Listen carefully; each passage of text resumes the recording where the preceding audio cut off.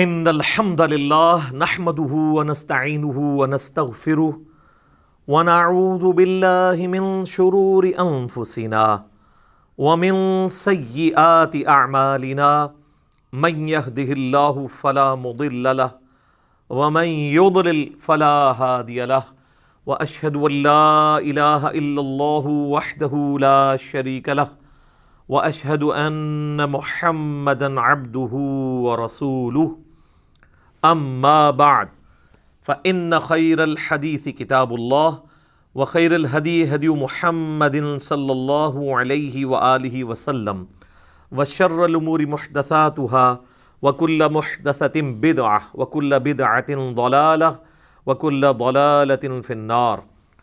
اعوذ باللہ السمیع العلیم من الشیطان الرجیم من ہمزہ ونفخہ ونفثہ بسم اللہ الرحمن الرحیم۔ رب اشرح لی صدری ویسر لی امری واحلل عقدۃ من لسانی یفقہوا قولی۔ بسم اللہ الرحمن الرحیم۔ ان اللہ وملائکتہ یصلون علی النبی یا ایہا الذین آمنوا صلوا علیہ وسلموا تسلیما۔ اللہم صل علی محمد وعلی آل محمد کما صلیت علی ابراہیم وعلی آل ابراہیم انک حمید مجید۔ اللہم بارک علی محمد وعلی آل محمد کما بارکت علی ابراہیم وعلی آل ابراہیم انک حمید مجید۔ اللہم ربنا آتنا فی الدنیا حسنہ وفی الآخرۃ حسنۃ وقنا عذاب النار۔ لا الہ الا انت سبحانک انی کنت من الظالمین۔ حسبنا اللہ ونعم الوکیل۔ یا حی یا قیوم برحمتک استغیث ولا حول ولا قوة الا باللہ العلی العظیم۔ ربنا آتنا من لدنک رحمہ وہیئ لنا من امرنا رشدا۔ الحمدللہ آج 22 مارچ 2020 کی قرآن کلاس نمبر 21 میں ہماری انشاءاللہ تعالی اسٹوڈیو ریکارڈنگ ہونے جا رہی ہے سورۃ البقرہ کی آیت نمبر 127 سے آنورڈ انشاءاللہ تعالی۔ اعوذ باللہ من الشیطان الرجیم بسم اللہ الرحمن الرحیم۔ وَإِذْ يَرْفَعُ إِبْرَاهِيمُ الْقَوَاعِدَ مِنَ الْبَيْتِ وَإِسْمَاعِيلُ، اور وہ وقت یاد کرو جب سیدنا ابراہیم علی نبینا وعلیہ الصلاۃ والسلام نے بلند کی بیت اللہ کی دیواریں، جس وقت وہ بنیادیں اٹھا رہے تھے، اور ان کے بیٹے اسماعیل بھی ان کے ساتھ تھے۔ ربنا تقبل منا، وہ ساتھ ساتھ یہ دعا کر رہے تھے، اے رب ہمارے قبول کر لے ہماری طرف سے اس ایفرٹ کو جو ہم تیرا گھر تعمیر کر رہے ہیں۔ انک انت السمیع العلیم، بے شک تو سننے والا ہے، علم والا ہے۔ صحیح بخاری اور مسلم کی متفق علیہ حدیث ہے کہ نبی صلی اللہ علیہ وآلہ وسلم سے پوچھا گیا کہ سب سے پہلے اللہ تعالیٰ نے اپنی عبادت کے لیے کون سا گھر بنایا؟ تو آپ صلی اللہ علیہ وآلہ وسلم نے فرمایا کہ بیت اللہ شریف جو کہ مکے کے اندر ہے۔ اس کے بعد پوچھا گیا تو آپ نے فرمایا کہ پھر جو ایلیا کے اندر ہے، بیت المقدس یروشلم کے اندر، اس کو اللہ تعالیٰ نے مقرر کیا۔ پھر پوچھا گیا ان دونوں کے درمیان کتنا فاصلہ تھا؟ تو فرمایا 40 سال کا۔ تو جب سے پہلا انسان دنیا کے اندر موجود ہے، اللہ تعالیٰ نے اپنی عبادت کے لیے گھر مقرر کیا ہوا ہے، اور وہ بیت اللہ ہے۔ اس میں امپلائیڈ ہے کہ سیدنا آدم علی نبینا علیہ الصلاۃ والسلام کے مبارک زمانے میں بھی بیت اللہ ایگزسٹ کرتا تھا۔ سورہ ال عمران کے اندر بھی آتا ہے کہ سب سے پہلا گھر جو اللہ تعالیٰ نے عبادت کے لیے مقرر کیا وہ ہے جو کہ بکہ شہر کے اندر ہے۔ یہ مکے کی 2 پروننسیشن ہے، مکہ اور بکہ، با کے ساتھ بھی۔ جیسے آپ کے انڈیا شہر میں ممبئی بھی ہے، اسی کو بامبے بھی کہتے ہیں اور ممبئی بھی، میم کے ساتھ بھی اور با کے ساتھ بھی۔ تو مکے کے بھی 2 نام ہیں، ویسے تو کئی نام ہیں، لیکن اس پروننسیشن کے اوپر مکہ اور بکہ۔ تو یہاں پر اس کنسٹرکشن کی بات آ رہی ہے کہ جو وقت گزرنے کے ساتھ ساتھ بیت اللہ شریف کے آثار مٹ گئے تھے، پھر اللہ تعالیٰ نے وحی کے ذریعے حضرت ابراہیم علیہ السلام کو بتایا کہ ان جگہوں کے اوپر خانہ کعبہ شریف تھا، تو وہاں سے بنیادیں اٹھائیں، اور ان کا ذکر یہاں پر آیا ہے کہ وہ وقت یاد کرو جب ابراہیم اور ان کے بیٹے اسماعیل علیہ السلام بیت اللہ کی بنیادوں کو اٹھا رہے تھے، تو ساتھ ساتھ یہ دعا بھی کر رہے تھے، ربنا تقبل منا، اے اللہ ہماری طرف سے اسے قبول کر لے۔ یہ وہی دعا ہے نا جو سنن کبری البیہقی میں آتا ہے کہ صحابہ کرام علیہم رضوان عید والے دن جب ایک دوسرے کو ملتے تھے تو کیا دعا کرتے تھے؟ تقبل اللہ منا و منکم، یا تقبل اللہ منی و منکا، یعنی اللہ تعالیٰ ہماری طرف سے بھی قبول کر لے، یعنی جو ہم نے رمضان کے روزے رکھے، اور تمہاری طرف سے بھی، سنگولر کے صیغے کے ساتھ بھی اور پلورل کے صیغے کے ساتھ، دونوں ثابت ہیں۔ تو یہ انبیاء کرام کا ایک طریقہ ہے، سنت ہے کہ جب بھی آپ نے کوئی بھی کام کرنا ہے تو اپنے رب کو بیچ میں شامل کرنا ہے، اس سے دعا کے ساتھ رجوع لے کے آنا ہے کہ اے اللہ ہماری اس کاوش کو اپنی بارگاہ میں قبول و منظور فرما، کیونکہ جب تک انسان اللہ تعالیٰ کے لیے مخلص نہیں ہوگا اس وقت تک اس کی عبادت قابل قبول نہیں ہوگی۔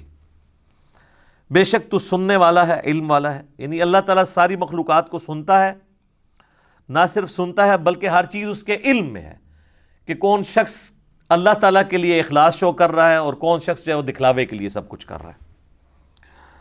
اب ساتھ دوسری دعا سنیں، ربنا وجعلنا مسلمین لک، اے اللہ، اے رب ہمارے، ہمیں بنا لے اپنا تابع فرمان۔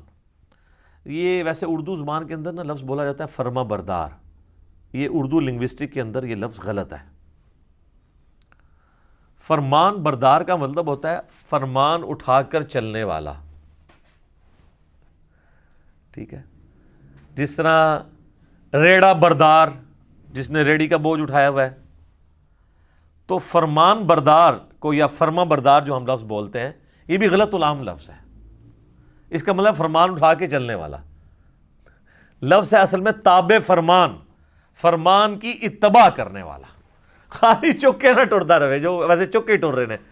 تو یہاں پہ بھی ترجمہ اکثر لوگ ویسے ادھر بھی جو میرے پاس قرآن پاک پڑھا ہوا ہے پیر کرم شاہ صاحب کا، انہوں نے بھی وہ لفظ غلط ہی استعمال کیا ہے، فرما برداری لفظ استعمال کیا ہے۔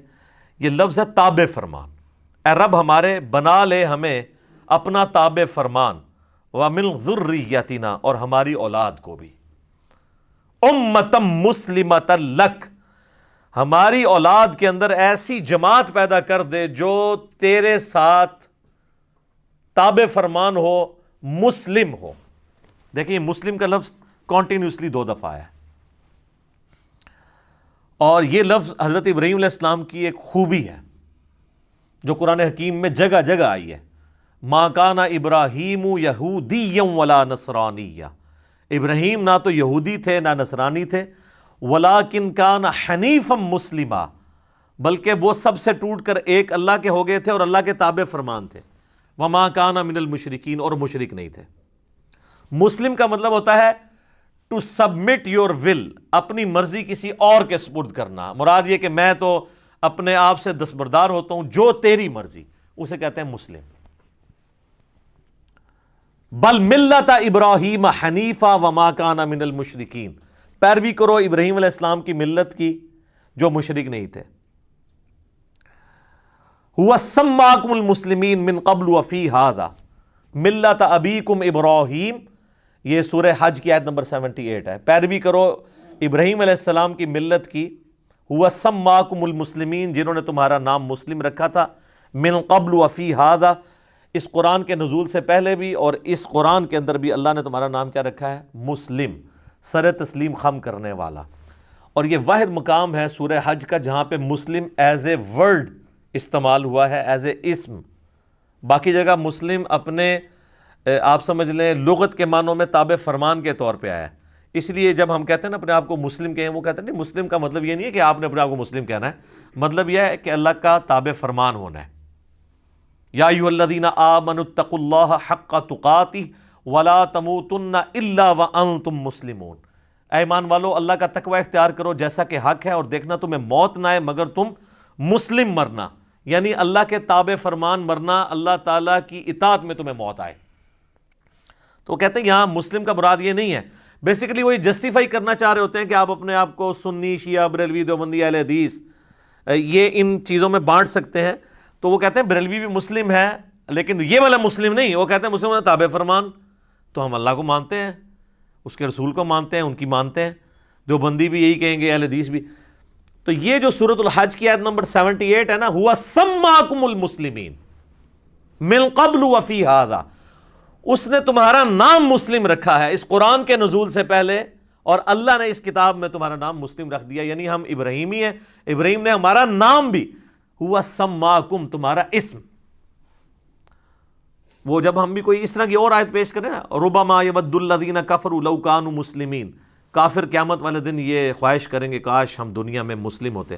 وہ کہتے ہیں اس سے مراد مسلمان ہونا نہیں ہے، آپ اندازہ کریں کہ مسلمان کو مسلمان کہلاتے ہوئے شرم آتی ہے۔ وہ کہتے ہیں اس سے مراد ہے کہ تابع فرمان ہوتے ہیں، ہم اللہ کی مان لیتے۔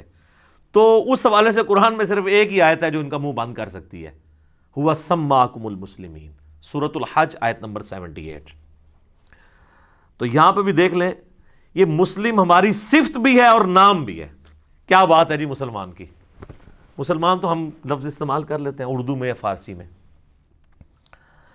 وَأَرِنَا مَنَاسِكَنَا، اور ہمیں عبادت کے طریقے بھی سکھا دے، چونکہ اللہ کا گھر بنا رہے تھے تو انہوں نے کہا ہمیں عبادت کے طریقے بھی سکھا دے، اور اسی میں امپلائڈ ہے کہ حج کا طریقہ، جو لوگ آئیں گے یہ ساری چیزیں ہمیں سکھا دے۔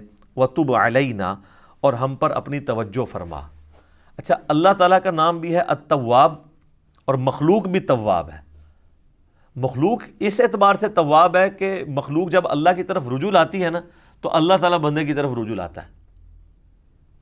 یعنی انسان کوئی نافرمان ہے، باغی ہے، اسے شرمندگی ہوئی کہ میں اب اللہ کے ساتھ اخلاص کے ساتھ چلوں گا، پرانے گناہوں سے میں توبہ کرتا ہوں، تو اس سے کہتے ہیں، توبہ کا لفظ بھی استعمال ہوتا ہے رجوع لانے والا، تو اس کے اگینسٹ اللہ بھی رجوع لاتا ہے۔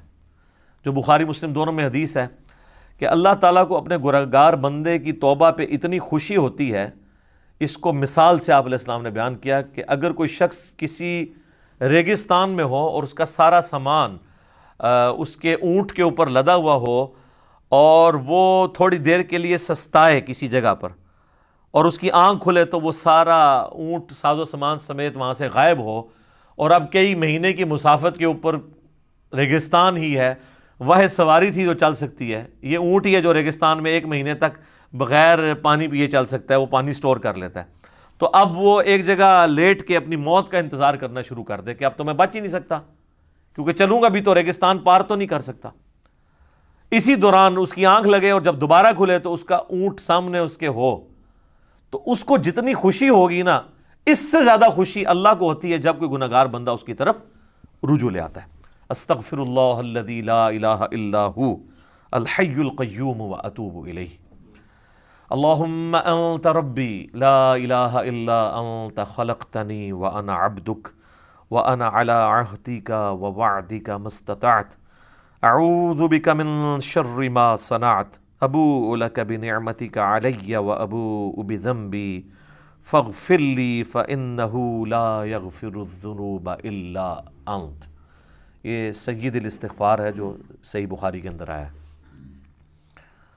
لا الہ الا انت سبحانک انی کنت من الظالمین۔ اچھا، مسلم شریف میں ایک طریق ہے، اس میں آگے یہ بھی الفاظ ہیں کہ وہ بندہ اتنا خوش ہو کہ خوشی میں اللہ کو یہ کہنا چاہ رہا ہو کہ اے اللہ میں تیرا بندہ، تو میرا رب، لیکن اس کی زبان لڑکھڑا جائے اور وہ یہ کہے کہ اے اللہ تو میرا بندہ اور میں تیرا رب۔ یعنی یہ لڑکھڑانے کی مثال، آگے الفاظ ہے من شدت الفرح، خوشی کی شدت کی وجہ سے۔ یہ نہیں کہ اس نے جان بوجھ کے کہا ہے وقتی طور پہ، اور نہ یہ ہے کہ وہ بار بار کہتا ہے، کیونکہ صوفیاء اسی سے اپنے کفریہ کلمات کی پلی لیتے ہیں، تو میں نے پھر ان کی پوری کلاس لی ہے کہ یار یہ تو وہ کانٹیکسٹ ہی بالکل ڈیفرنٹ ہے۔ تو یہ اللہ تعالیٰ کو اپنے بندے سے توبہ لانے کے اوپر خوشی ہوتی ہے، تو کہہ رہے ہیں اے رب ہمارے، تو ہمارے اوپر توجہ فرما، انک انت التواب الرحیم، بے شک تو توبہ قبول کرنے والا، رحم فرمانے والا ہے۔ کیا بات ہے جی، تو التواب بھی ہے رجوع یعنی بندہ جب رجوع لاتا ہے تو بھی رجوع لاتا ہے، اور الرحیم بھی ہے۔ الرحیم اللہ کی صفت ہے کانٹینیوشن والی، اور رحمان کہتے ہیں کسی کا رحمت اتنی بڑی ہو کہ ٹھاٹھے مارتے ہوئے سمندر کی طرح ہو، اور رحیم وہ سمندر میں تو کبھی کبھار ہی طغیانی آتی ہے، رحیم وہ کہ ہر وقت ہی ٹھاٹھے مارتی ہو۔ تو آپ دیکھ لیں بسم اللہ الرحمن الرحیم سے ہمارا قرآن پاک شروع ہوتا ہے مصحف، اگرچہ وہ سورۃ الفاتحہ کا حصہ نہیں ہے لیکن مصحف سٹارٹ اسی سے ہوتا ہے۔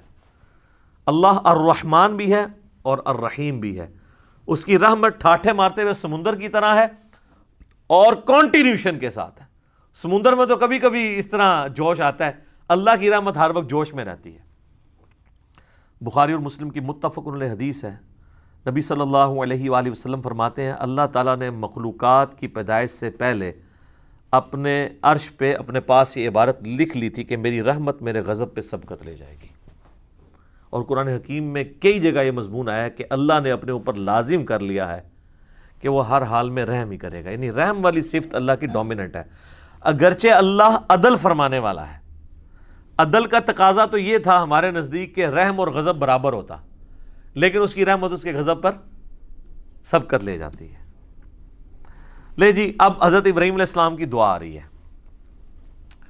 میرے لیے، آپ کے لیے۔ ربنا وابعث فیہم رسولا منہم یتلو علیہم آیاتک، اے رب ہمارے ان کے اندر، یعنی ابراہیم علیہ السلام اور ان کے بیٹے دعا کر رہے ہیں ہماری جو اولاد تم نے تابع فرمان اے اللہ بنانی ہے تو نے، ان میں ایک رسول بھیج انہی میں سے، تو ہمارے اوپر یہ احسان ہے نا۔ یتلو علیہم آیاتک، جو ان پر تیری آیات تلاوت کرے، وَيُعَلِّمُهُمُ الْكِتَابَ وَالْحِكْمَةَ، اور انہیں کتاب و حکمت کی تعلیم دے، وَيُزَكِّيهِمْ، اور انہیں پاک بھی کرے، إِنَّكَ أَنْتَ الْعَزِيزُ الْحَكِيمُ، بے شک اے اللہ تو بہت زبردست ہے اور حکمت والا ہے، غالب ہے اور حکمت والا ہے۔ اس میں دو چیزیں یاد رکھیں، یہ آپ ذرا دعا کی ترتیب دیکھیں، اس میں پہلے آیا کہ آیات تلاوت کرے، پھر کتاب کی تعلیم دے، پھر حکمت کی، اور پھر پاکیزہ کرے، یہی چار چیزیں ہیں نا اسی ترتیب سے۔ یہ حضرت ابراہیم علیہ السلام کی دعا تھی، لیکن اس کو اللہ نے کریکٹ کیا ہے دعا کی ترتیب کو۔ اللہ نے جب اپنے ریفرنس سے قرآن حکیم میں سورہ الجمعہ میں اس دعا کو ذکر کیا، نبی علیہ السلام کے منصب کو سورہ آل عمران کی آیت نمبر 164 میں کیا، تو اس میں ترتیب کیا ہے؟ لَقَدْ مَنَّ اللَّهُ عَلَى الْمُؤْمِنِينَ إِذْ بَعَثَ فِيهِمْ رَسُولًا يَتْلُو عَلَيْهِمْ آيَاتِهِ وَيُزَكِّيهِمْ وَيُعَلِّمُهُمُ الْكِتَابَ وَالْحِكْمَةَ۔ ابراہیم علیہ السلام نے کہا تھا اے اللہ تلاوت کرے تیری آیات اور کتاب و حکمت سکھائے اور پاکیزہ کرے، جبکہ اللہ تعالیٰ نے کیا کہا؟ یتلو علیہم آیاتہ ویزکیہم، تلاوت کر کے ان کا تزکیہ کرے، ان کے نفس کو پاک کرے، ویعلمہم الکتاب والحکمہ، پھر انہیں کتاب و حکمت کی تعلیم دے۔ بیسیکلی یہ جو حضرت ابراہیم علیہ السلام کی دعا میں ترتیب کی کمزوری تھی نا، ظاہر ہے پرفیکٹ تو صرف اللہ ہے، وہ اللہ نے دور کی کہ پاک وہ ہوگا جس کے اوپر آیات تلاوت کی جائیں، اور جب تک وہ پاک نہیں ہوتا نا اسے کتاب و حکمت سمجھ نہیں آ سکتی۔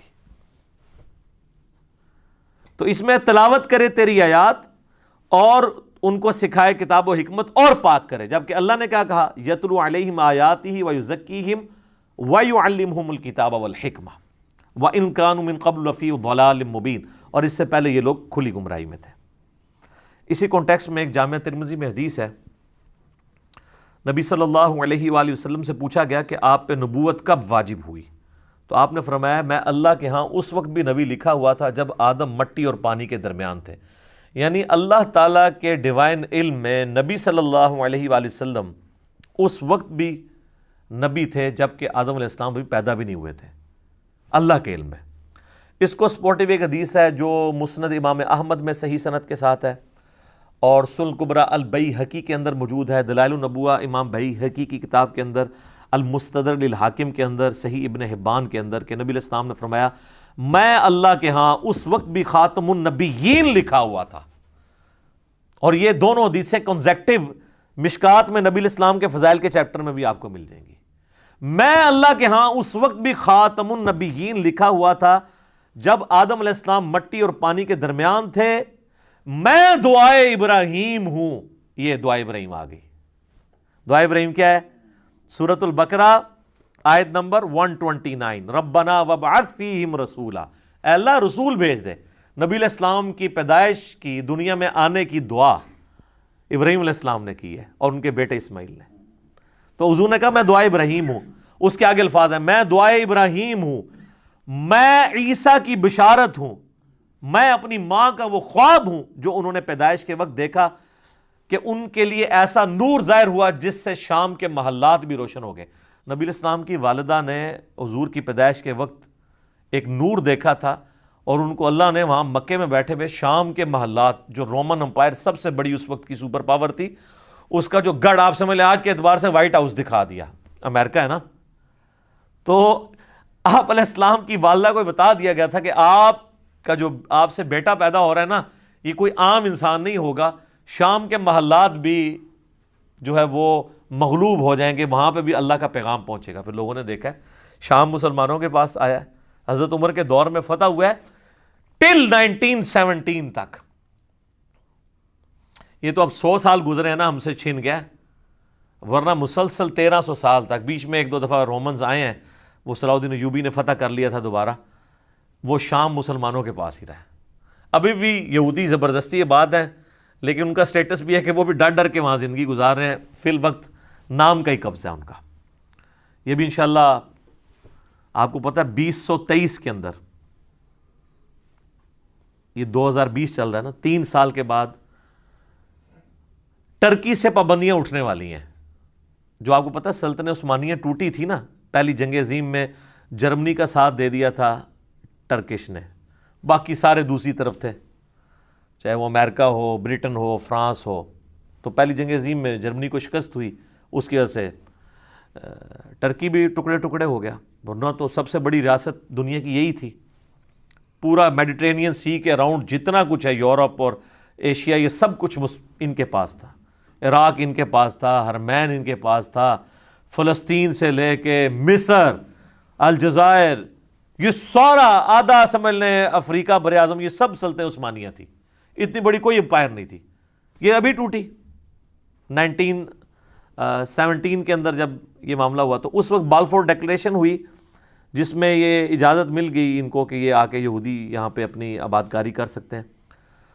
اس وقت پھر کرتے کرتے 2025 کے اندر آپ کو پتا سعودی حکومت آ گئی تھی، 1925 میں، 1925 میں. 2023 کے اندر معاہدہ ہوا تھا 1923 میں، 2023 میں یہ 100 سال پورے ہونے ہیں. تو جب یہ 100 سال پورے ہوں گے تو ٹرکی سے کئی ایک پابندیاں اٹھ جائیں گی. اور یہ سعودیہ میں بھی جو آج کل گڑبڑ ساری جاری ہے، اسی وجہ سے ہے کہ آل سعود کو صرف 100 سال کے لیے حکومت ملی تھی. جی اب وہ پابند ہیں وہاں پہ ڈیموکریسی لانے کے، ٹھیک ہے جی، وہ ان کو دستبردار ہونا پڑے گا اپنی اس حکومت سے. تو اسی لیے یہ تماشے کرواتے رہتے ہیں. اور امریکہ کا بھی پریشر آپ کو پتہ ہے، 4-5 سال پہلے انہوں نے طیب اردگان کو ہٹانے کی کوشش کی کو کر کے. تو وہ کیونکہ ان کو نظر آ رہا ہے کہ 2023 تک اگر طیب اردگان رہ گیا تو وہ تو ایک پاپولر لیڈر بھی ہے، پوری دنیا کے مسلمانوں کے ساتھ کھڑے ہیں، تو یہ دوبارہ سلطنت عثمانیہ دوبارہ ہی نہ مان جائے کہیں پہ، پابندیاں تو اٹھ جائیں گی ان سے. پھر ان کی اب پابندیوں کے ساتھ انہوں نے اکانومی اپنی کدھر لے گئے. اس وقت یورپ میں سب سے فاسٹسٹ گروئنگ اکانومی ان کی ہے. اور آپ دیکھیں دنیا میں مسلمانوں کے اوپر جب بھی برا وقت آتا ہے، باقی تو سارے بھیگی بلی بنے ہوتے ہیں، ابھی وہ پابندیاں اٹھی نہیں ہیں تو آپ ان لوگوں کا کانفیڈنس لیول دیکھیں. اچھا ٹرکش جو ہے نا وہ یہ بڑی دلیر قوم ہے، یہ تاتاریوں کی اولاد ہے. اسی بھی تاتاری ہیں پیچھوں، ظاہر ہے یہ مغل ٹرکش یہ سب تاتاریوں کی اولاد ہے. اس لیے آپ کو انہیں نہ کہہ دیو کہ وہ احمد شاہ رنگیلا بھی ایسی وچ بزدل بھی ہوندے نے، لیکن اوورال یہ دلیر قومیں ہیں، ٹھیک ہے، جو تاتاریوں کی اولاد سے. اس لیے انہوں نے یہ سلجوکی تھے جو پوری دنیا کو تلپٹ کر کے رکھا، یہ بھی تاتاریوں کی اولاد تھے. ڈاکٹر اقبال نے اس لیے تو کہا نا کعبے کو مل گئے پاسماں صنم خانے سے، تو وہ تاتاریوں کے بارے میں ہی بات کر رہے تھے. تو یہ پابندیاں جب اٹھنی ہیں تو پھر ان کے لیے بن جانی ہے مصیبت. اللہ اکبر. تو یہ حدیث شریف میں وہاں سے شروع ہوا کہ شام کے محلات نبی علیہ السلام کی والدہ کے لیے شو ہو گئے۔ میرے بھائیو، اس حدیث میں بھی اس بات کا اشارہ موجود ہے کہ نبی علیہ السلام کے جو والدین ہیں نا، ان کے بارے میں بالکل زبان درازی نہیں کرنی چاہیے۔ دیکھیں، یہ کوئی چھوٹی معمولی واقعہ نہیں ہے۔ نبی علیہ السلام کی والدہ کو ایک پروٹوکول اللہ نے دیا ہے، وہ اہل فطرت میں سے۔ تو ایمان والدین مصطفیٰ کے حوالے سے اہل سنت کے ہاں کیا نظریات پائے جاتے ہیں، دلائل کے ہیں، مسئلہ 98 میرا ریکارڈڈ ہے، وہ آپ دیکھ سکتے ہیں۔ یہاں میں نے ایک ضمناً بات کر دی۔ لے جی میرے بھائیو، اب جو سورۃ البقرہ کا جو یہ آخری رکوع آ رہا ہے نا، یہ بڑا وجد امیز رکوع ہے۔ اس کا جو سوز و گداز ہے، کاش میں وہ آپ کے سامنے پریزنٹ کر سکوں۔ اللہ اکبر۔ وَمَن يَرْغَبُ عَن مِّلَّةِ إِبْرَاهِيمَ إِلَّا مَن سَفِهَ نَفْسَهُ،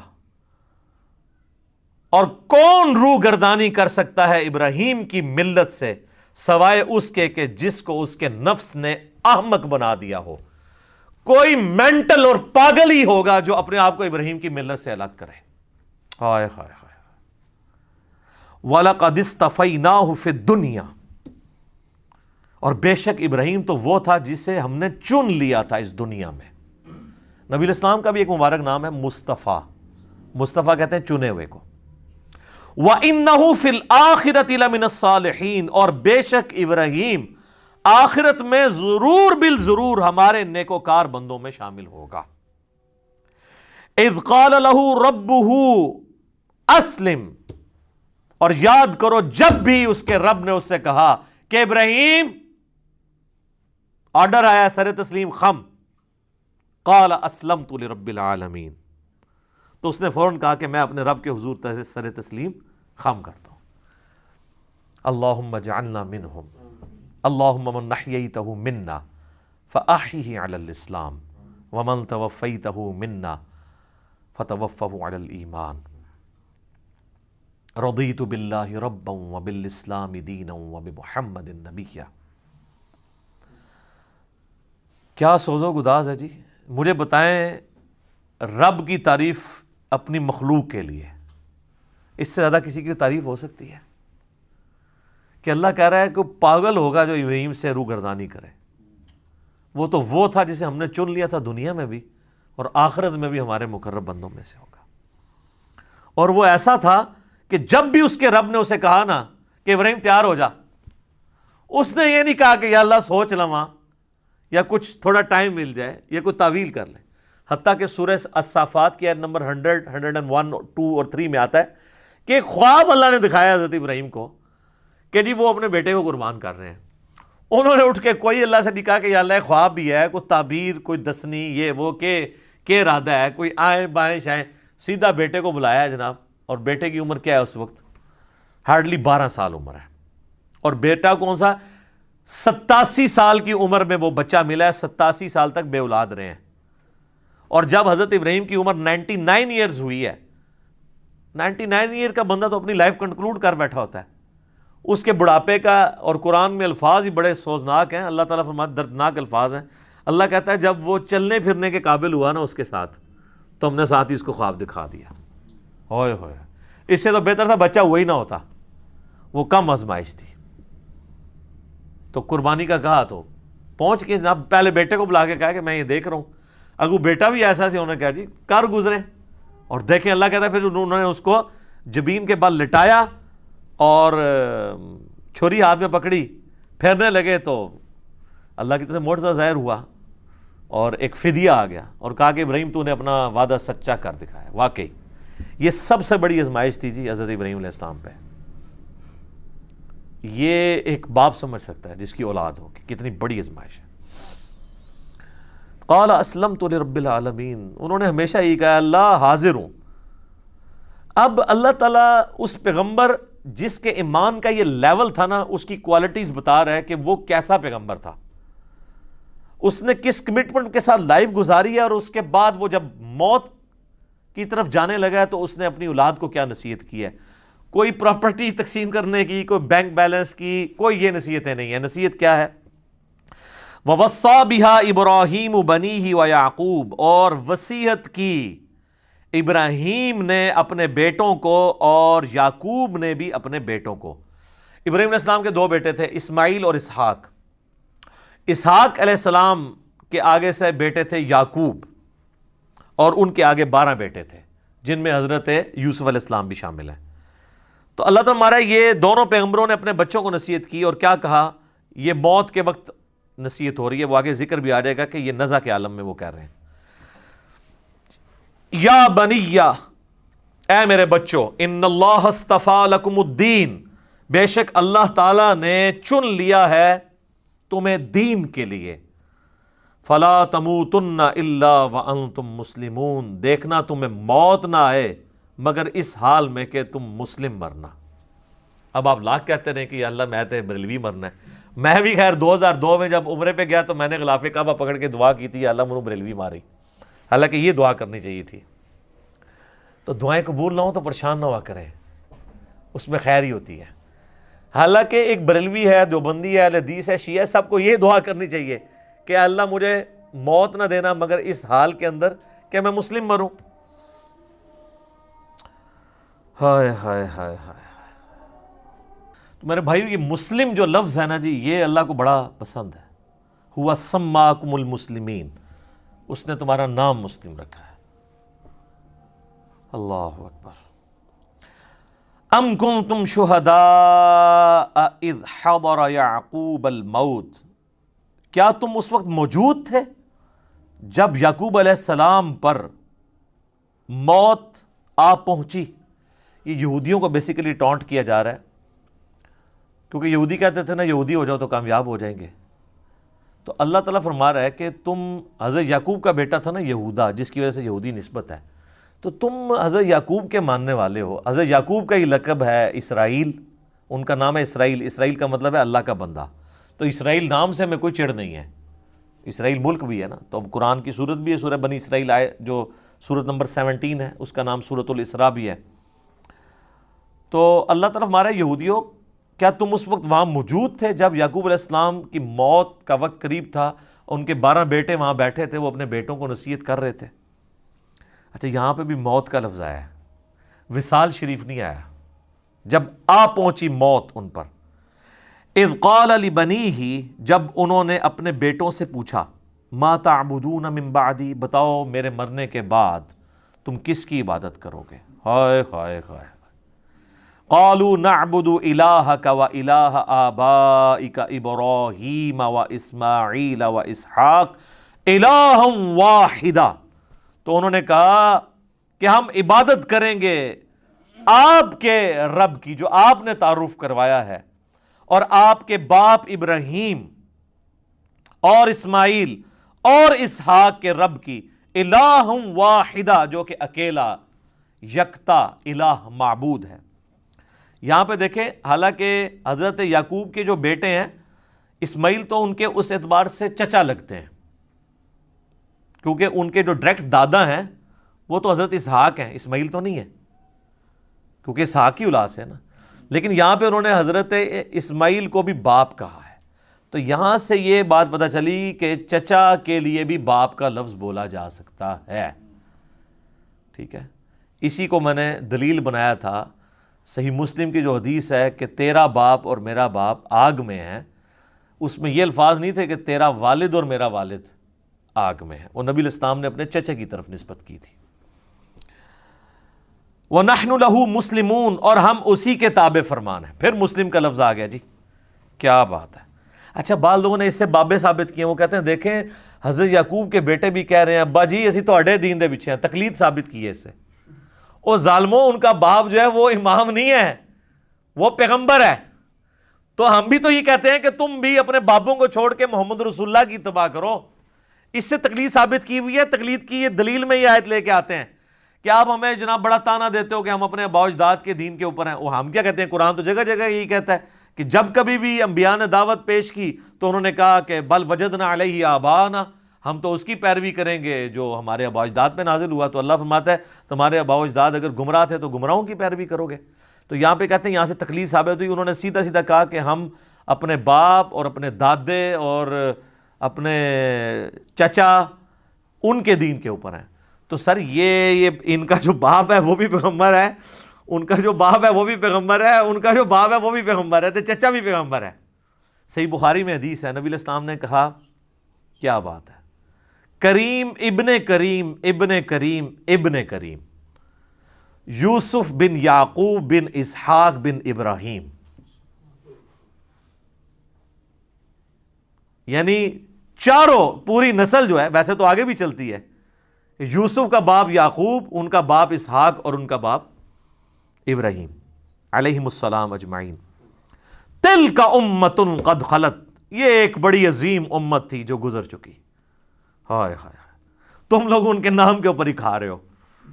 لہا ما کسبت ولکم ما کسبتم، دیکھو جو کمائے انہوں نے نیک اعمال وہ اپنے لیے کمائے، تمہارے لیے وہ اعمال ہوں گے جو تم کرو گے، یعنی ان کے اعمال تمہیں کوئی فائدہ نہیں پہنچائیں گے۔ ولا تسألون عما كانوا يعملون، اور تم سے یہ نہیں پوچھا جائے گا کہ انہوں نے کون سے نیک اعمال کیے، تم سے یہ پوچھا جائے گا تم نے کون سے نیک اعمال کیے۔ وہ کہتے تھے ہمیں ابراہیمی نسبت کام آئے گی، یہودی کہتے تھے، نصرانی بھی۔ اللہ نے فرمایا تو بڑی پاکیزہ امت تھی، وہ گزر گئی، اپنے اعمال اپنے ساتھ لے گئی ہے، کوئی پیچھے تم لوگوں کے لیے تو نہیں چھوڑ گئی۔ اسی کانٹیکسٹ میں ایک صحیح مسلم میں حدیث ہے، نبی صلی اللہ علیہ وآلہ وسلم نے فرمایا قیامت والے دن جس کے عمل نے اسے پیچھے کر دیا اس کا نسب اسے آگے نہیں کر سکتا۔ اور اسی کو ہمارے نبی علیہ السلام نے کھول کھول کے بیان کیا، بخاری مسلم دونوں میں حدیث ہے، اے میری بیٹی فاطمہ، میرے مال سے جو لینا ہے لے لے، اگر اللہ کے حضور پکڑی گئی تو میں تیرے کچھ کام نہیں آؤں گا۔ پھر صرف اپنی بیٹی فاطمہ کو نہیں کہا، بخاری مسلم میں الفاظ ہیں، اے میرے چچا عباس، میرے مال سے کچھ لینا ہے تو میں تجھے دے دوں گا، اللہ کے حضور پکڑا گیا تو میں کچھ کام نہیں آؤں گا۔ اے میری پھپھی صفیہ، تو نے میرے مال سے کچھ لینا ہے تو مجھ سے لے لے، اللہ کے حضور پکڑی گئی تو میں تیرے کچھ کام نہیں آؤں گا۔ تو یہاں پہ نیک اعمال مراد ہیں، ادھر برے اعمال مراد نہیں۔ یہ بعض لوگ کہتے ہیں نا مشاجرات صحابہ ڈسکس نہیں کرنے چاہیے، جو فوت ہو چکے وہ اپنے اعمال لے گئے، تو اس میں یہ آیت پیش کرتے ہیں۔ یہ آیت دو دفعہ آئے گی، ایک یہ آئی ہے آیت نمبر 134 سورۃ البقرہ کی، اور 141 بھی یہی ریپیٹ ہوگی، پارہ نمبر 1 کی آخری آیت۔ تو اس میں میرا یوٹیوب پہ سوال بھی ہے، کیا قیامت الدن کربلا کے بارے میں سوال ہوگا؟ تو میں نے اس میں بھی بتایا تھا کہ یہاں پہ نیک اعمال کا ذکر ہے، اگر یہاں پہ برے اعمال کا ذکر ہوتا نا تو وہ لاجیکلی ہو نہیں سکتا تھا، اس لیے کہ پورا قرآن بھرا ہوا ہے اس چیز سے کہ جو لوگ پہلے گزر چکے ہیں، جو آگے گزر چکے، انہوں نے جو برے اعمال کیے اللہ نے ان کو کرٹیسائز کیا۔ خود جو برادران یوسف ہیں وہ کیا مر نہیں چکے تھے؟ برادران یوسف تو وہ صحابی ہیں کہ اس طرح کے تو ہمارے نبی علیہ السلام کے صحابہ بھی نہیں ہیں، کیونکہ برادران یوسف جو ہیں وہ دو طرف سے صحابی ہیں، ان کے بھائی بھی پیغمبر ہیں اور باپ بھی پیغمبر ہیں، اور تیسری نسبت دادا بھی پیغمبر، اور چوتھی نسبت پردادا بھی پیغمبر، ایڈے تگڑے صحابہ ہیں، اور مسلمان بھی ہیں، کافر نہیں ہیں۔ اللہ نے ان کی غلطیاں بیان کی ہیں۔ تو قرآن مرے ہوئوں کی غلطیاں بیان کرتا ہے، غلطی بیان کرنا اور چیز ہے، یہاں پہ بیان ہو رہا ہے کہ ان کے اچھے اعمال وہ ان کے ساتھ ہیں، تمہیں ان کے اچھے اعمال کا فائدہ نہیں ہونا، ان کے اچھے اعمال کا فائدہ انہیں۔ اگر یہاں برے اعمال کا ذکر ہوتا تو عربی کا قاعدہ یہ ہے کہ یہاں پہ آتا تلک امۃ قد خلت علیہا ما کسبت، انہی پر وبال ہوگا ان کے برے اعمال کا۔ یہاں پہ الفاظ ہے لہا ما کسبت وَلَكُمْ مَا كَسَبْتُمْ، یہاں پہ لفظ ہوتا ہے وَعَلَيْكُمْ مَا كَسَبْتُمْ، اور تمہارے کا وبال تم پر ہوگا۔ تو یہ عربی لنگوسٹک کے اعتبار سے بھی سپورٹیو نہیں ہے چیز، یہ میں نے ایک وسوسہ جو ہے وہ ٹیکل کر دیا۔ وَقَالُوا كُونُوا هُودًا أَوْ نَصَارَىٰ تَهْتَدُوا، اور یہ کہتے ہیں کہ بن جاؤ یہودی یا نصرانی تو کامیاب ہو جاؤ گے۔ تو ہمیں بھی یہی کہتے ہیں، ہمیں بھی تو یہی کہتے ہیں نا۔ وہ کہتے ہیں دیکھیں جی آپ حنفی بھی ہو سکتے ہیں، شافی بھی ہو سکتے ہیں، مالکی بھی ہو سکتے ہیں، حنبلی بھی ہو سکتے ہیں، آپ بے شک رفع الذہن کریں، لیکن آپ جو ہے محمدی ہو کے نہ کریں۔ تو اللہ تعالیٰ یہاں پہ کیا کہہ رہا ہے کہ تمہیں محمدی ہونا ہے۔ یہ کہتے ہیں سنی ہو جاؤ، شیعہ، کوئی ایک فرقہ بنا لو۔ اللہ کہہ رہا ہے کہ یہ بھی، یہ پرانے بھی یہ کہتے تھے، قل بل ملۃ ابراہیم حنیفا وما کان من المشرکین، اے نبی تم فرماؤ نہیں، ہم تو بلکہ ملت پہ ابراہیم کے جو مشرک نہیں تھے۔ ٹھیک ہے، ملت ابیکم ابراہیم، پیروی کرو اپنے باپ ابراہیم کی ملت کی، ہوا سماکم المسلمین، جس نے تمہارا اسم مسلم رکھ دیا ہے۔ من قبل وفی ھذا، اس قرآن کے نزول سے پہلے ابراہیم نے رکھا اور اس کتاب میں اللہ نے بھی رکھ دیا۔ تو یہ اللہ کا بھی حکم ہے، ابراہیم کا بھی حکم ہے۔ اور یہاں پہ نبی الاسلام کو اللہ نے حکم دے دیا کہ آپ نے بھی یہی کہنا ہے ان کو، یہودیوں کو، کہ بھئی ہم تو ابراہیم کے دین پہ۔ قولو، اے مسلمانوں کہو ڈنکے کی چوٹ پہ، یہ اب ہمارے ایمانیات آ رہے ہیں کہ کون کون سے ایمان ہمارے ہونے چاہیے۔ آمنا، ہم ایمان لاتے ہیں، باللہ، اللہ پر، نمبر 1، وما انزل الینا، اور ایمان لاتے ہیں جو ہماری طرف نازل ہوا، یعنی قرآن، وما انزل الی ابراہیم، اور جو نازل ہوا اس قرآن کے نزول سے پہلے ابراہیم پہ، صحف ابراہیم و موسیٰ، و اسماعیل، اور جو اسماعیل پر، و اسحاق، اور اسحاق پر، و یعقوب والاسباط، اور یعقوب اور ان کی اولاد کے اوپر، یعنی حضرت یوسف علیہ السلام۔ اور آگے آپ کو میں نے بتایا نا کئی دفعہ کہ بخاری مسلم میں حدیث ہے کہ مسلسل 1400 سال تک حضرت موسیٰ علیہ السلام سے لے کر حضرت عیسیٰ علیہ السلام تک، یہ بھی 1400 سال بنتے ہیں، اور اس سے پیچھے چلے جائیں نا حضرت ابراہیم سے موسیٰ علیہ السلام تک، وہ بھی 1400 سال بنتے ہیں۔ جب بھی کوئی نبی فوت ہونے لگتا تھا نا تو اپنی جگہ ایک نبی کو خلیفہ بنا کے جاتا تھا۔ بنی اسرائیل میں انتظام حکومت ہمیشہ نبیوں کے ہاتھ میں رہا ہے۔ تو ہم ایمان لاتے ہیں۔ اچھا، اب ہم اگرچہ یہودیوں کے عقیدوں سے اگری نہیں کرتے، لیکن یہودی جن پیغمبروں کو مان رہے ہیں ان پہ ہم ایمان رکھتے ہیں۔ ہائے ہائے ہائے۔ وما اوتی موسیٰ، اور جو کچھ اللہ نے دیا تھا موسیٰ کو، یعنی تورات، وعیسیٰ، یعنی انجیل دی تھی عیسیٰ علیہ السلام کو، وما اوتی النبیون من ربہم، اور جو کچھ دوسرے پیغمبروں کو بھی دیا گیا تھا، سارے پیغمبر کور کر دیے، سب پہ ہم ایمان لاتے ہیں۔ لا نفرق بین احد منہم، ہم ایمان لانے میں کسی پیغمبر میں کوئی فرق نہیں کرتے۔ وَنَحْنُ لَهُ مُسْلِمُونَ، اور ہم اسی کے تابع فرمانا۔ لے جی مسلم لفظ پھر آ گیا، جنہ چڑ او پہلے سپارے جی کتنی دفعہ مسلم لفظ آ چکا ہے، پورے سپارے چ بریلوی تو بندی والے حدیث نہیں آئے گا، شیعہ آ جائے گا لیکن وہ اور معنوں میں آتا ہے، لیکن مسلم ہی مسلم ہے جی، ہم سر تسلیم خم کرتے ہیں اسی کے لیے۔ لا نفرق بین احد منہم، ہم رسولوں میں ایمان لانے میں فرق نہیں کرتے۔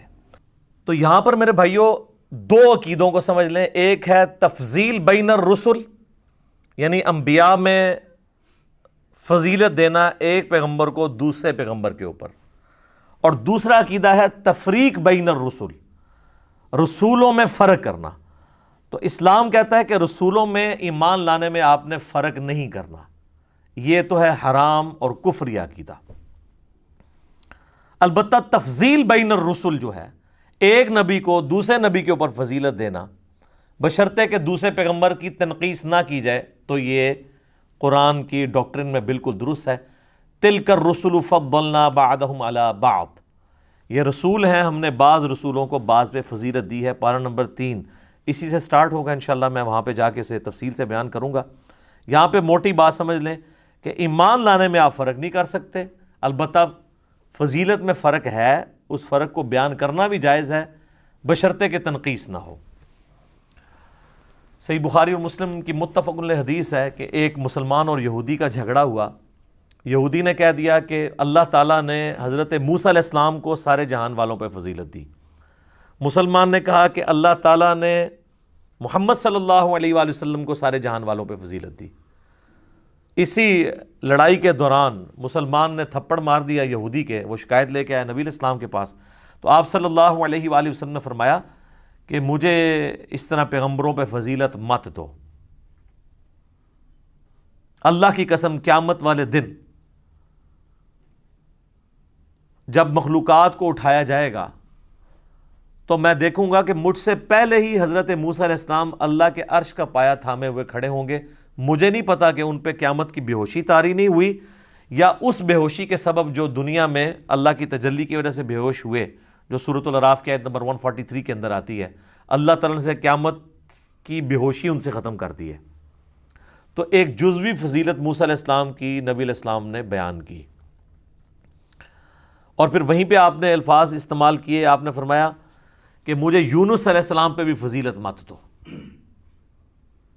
حالانکہ یونس علیہ السلام وہ واحد پیغمبر ہیں جن پہ اللہ تعالیٰ نے ان کی لغزش کے سبب عطاب کیا، یہاں تک کہ سورہ الصافات میں آیا کہ اگر یونس علیہ السلام ہم سے دعا نہ کرتے تو وہ پھر اسی دن مچھلی کے پیٹ سے نکالے جاتے جس دن کے مردے قبروں سے نکالے جائیں گے. اور وہ دعا آئی ہے سورہ الانبیاء میں، لا الہ الا انت سبحانک انی کنت من الظالمین. تو اس سے یہ بات پتہ چلی کہ جزوی فضیلت تو ایک پیغمبر کی دوسرے پہ ہو سکتی ہے، البتہ یہ ٹھیک ہے کہ کلی فضیلت ہمارے محبوب صلی اللہ علیہ وآلہ وسلم کی ہے. اور اس کے بعد حضرت ابراہیم علیہ السلام، پھر نوح علیہ السلام، پھر موسیٰ علیہ السلام اور عیسیٰ علیہ السلام، یہ 5 اولو العزم پیغمبر ہیں جن کو اللہ تبارک و تعالیٰ نے باقی انبیاء سے بڑھ کر فضیلت دی ہے. تفریق بہرحال نہیں ہے. اور پچھلے دنوں میرا ایک کلپ بھی اپلوڈ ہوا ہے یوٹیوب پہ قرآن کلاس سے ہی، سورۃ البقرہ کی آیت نمبر 62 کے کانٹیکسٹ میں، کیا یہودی اور عیسائی بھی جنت میں جائیں گے؟ تو اس میں نے کئی اور چیزیں بھی بیان کی ہیں سورہ نساء کے حوالے سے بھی، آیت نمبر 148، 149 اور 50 کے کانٹیکسٹ میں، کہ جو لوگ اللہ رسولوں میں فرق کر دیں یا رسولوں میں آپس میں فرق کر دیں کہ ایک پہ ایمان لے کے آئیں دوسرے پہ نہ لائیں، تو اللہ تعالیٰ نے فرمایا وہ پکے کافر ہیں. پار نمبر 6 کے سٹارٹ ہی میں سورہ نساء کی آیت نمبر 150، 151، 152 تک یہ پوری کانٹیکسٹ چلتا ہے. تو آج میں اس کو سکپ کرتا ہوں ٹائم بچانے کے لیے. فَإِنْ آمَنُوا، پس اگر وہ بھی ایمان لے آئیں، یعنی یہود و نصارہ بھی ایمان لے آئیں، بِمِثْلِ مَا آمَنْتُمْ بِهِ، اس طریقے پر جس طریقے پہ اے مسلمانوں تم اور تمہارے پیغمبر لے کر آئے ہوئے ہیں ایمان، فَقَدِ اهْتَدَوْا، تو وہ پھر ہدایت پا جائیں گے. لیکن ظاہر ہے وہ کہاں سے لائیں؟ کرسچنز جو ہیں وہ حضرت عیسیٰ علیہ السلام کو مانتے تھے، نبی علیہ السلام کا انکار کرتے تھے. جیوز جو ہیں وہ حضرت موسیٰ علیہ السلام کو مانتے تھے، عیسیٰ علیہ السلام کا اور ہمارے محبوب صلی اللہ علیہ وآلہ وسلم کا انکار کرتے تھے. تو اللہ تعالیٰ پھر ان کو ساتھ ہی فرما رہا ہے وَإِن تَوَلَّوْا، اگر یہ منہ پھیر لیں، فَإِنَّمَا هُمْ فِي شِقَاقٍ، تو یہ خوب جان لو کہ وہ شکی ہو چکے ہیں، مخالفت پہ تلے ہوئے ہیں. فَسَيَكْفِيكَهُمُ اللَّهُ، تو پھر ایسوں کے مقابلے پر اللہ تمہارے لیے کافی ہے. وَهُوَ السَّمِيعُ الْعَلِيمُ، اور وہ سننے والا ہے، علم والا ہے. تو جو ڈھیٹ لوگ ہیں ان کو ان کے حال پہ چھوڑ دینا ہے، اللہ پر توکل کرنا ہے. یہ جو آیت ہے فَسَيَكْفِيكَهُمُ اللَّهُ، یہ آیت اس اعتبار سے بھی بڑی اہم ہے کہ جو توپ کاپی میوزیم ہے ٹرکی کے اندر، جہاں پہ مصحف عثمانی رکھا ہوا ہے میوزیم کے اندر، وہ مصحف کا وہ پورشن اس میں آج بھی کھلا ہوا ہے کہ حضرت عثمان غنی رضی اللہ تعالیٰ عنہ جب تلاوت کر رہے تھے اور ان پہ قاتلانہ حملہ ہوا تو ان کے خون کا جو دھبا ہے وہ جس حصے کے اوپر پڑا وہ یہی آیت کا یہ والا حصہ تھا، فَسَيَكْفِيكَهُمُ اللَّهُ، تیرے لیے اللہ ہی کافی ہے. تو حضرت عثمان کے لیے اللہ ہی کافی ہے رضی اللہ تعالیٰ عنہ علیہ السلام. تو یہ ایک سمجھ لیں کرامت ہے حضرت عثمان کی، وہ آج تک موجود ہے. صبغۃ اللہ، اللہ کا رنگ، ومن احسن من اللہ صبغہ، اللہ سے بہتر کس کا رنگ ہو سکتا ہے. وَنَحْنُ لَهُ عَابِدُونَ، اور ہم اسی کی عبادت کرتے ہیں. قُلْ أَتُحَاجُّونَنَا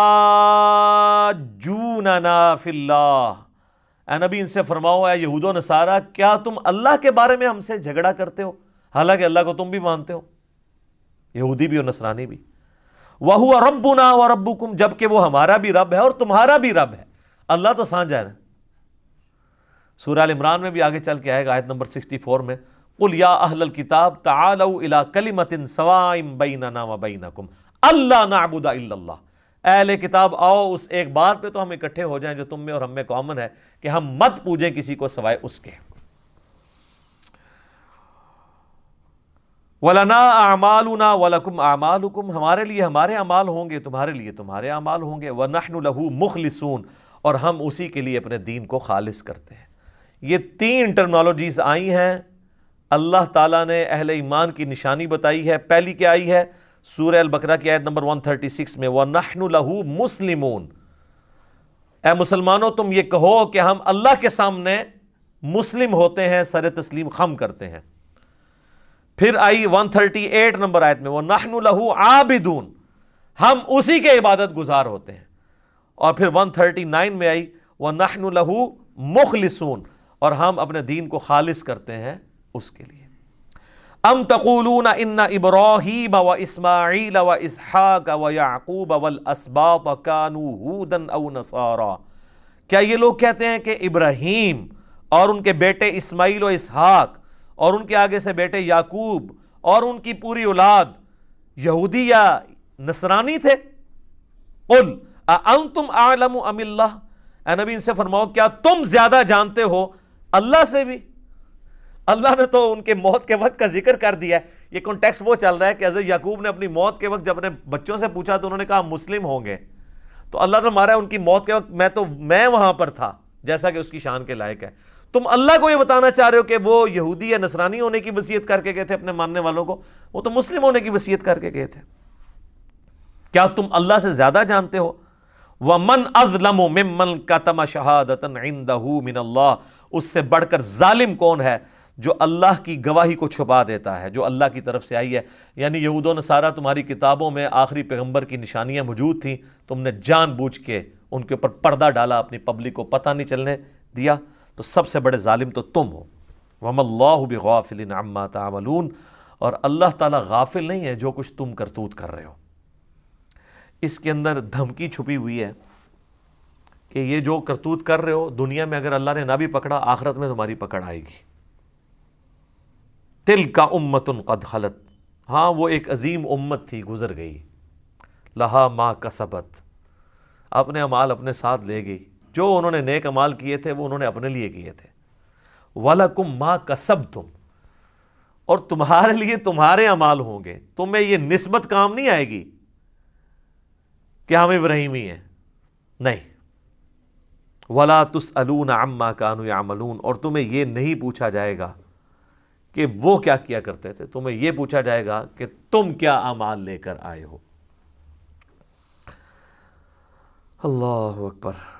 وہ ڈاکٹر اسرار صاحب یہ جب آیات پڑھا کرتے تھے نا تو وہ یہی کہا کرتے تھے کہ بھئی ابراہیم علیہ السلام، حضرت اسماعیل علیہ السلام، اسحاق علیہ السلام، ان کے بارے میں جو اللہ تعالیٰ فرما رہا ہے نا کہ وہ نہ تو یہودی تھے نہ نصرانی تھے، تو مسلمانوں کے لیے بھی اس میں یہ چیز چھپی ہوئی ہے کہ تمہارے پیغمبر بھی نہ سنی تھے نہ شیعہ تھے، بلکہ وہ بھی مسلم تھے، کیونکہ ظاہر ہے اللہ تعالیٰ نے سابقہ جو امت مسلمہ ہے، چاہے وہ یہودی ہوں یا نصرانی، ان کے ذریعے اس لیٹسٹ امت مسلمہ کو ترغیب دلائی ہے کہ تم اسی ڈگر کے اوپر نہ چل پڑنا۔ عبرت کے طور پہ یہ ساری باتیں بیان کر دیں جس پہ چل کے وہ لوگ گمراہ ہوئے، تم اپنا قبلہ درست کر لینا۔ تو ہم اللہ تعالیٰ سے دعا کرتے ہیں کہ اللہ تعالیٰ ہمیں ایمان کی حالت میں موت دے، مدینہ شریف میں موت، بقیع غرقد میں مدفن، اور جنت الفردوس میں اپنے محبوب صلی اللہ علیہ وآلہ وسلم کا پڑوس نصیب فرمائے، اور مسلم کہلانے پر فخر محسوس کرنے کی توفیق عطا فرمائے، اسلام کے اوپر موت دے۔ آپ دیکھ لیں جو جنازے کی دعا ہے وہ ہو تو میت کے اوپر رہی ہوتی ہے، لیکن بس وہ میت کے لیے تو ایک ہی لفظ ہے، باقی ساری زندوں کے لیے دعا ہوتی ہے۔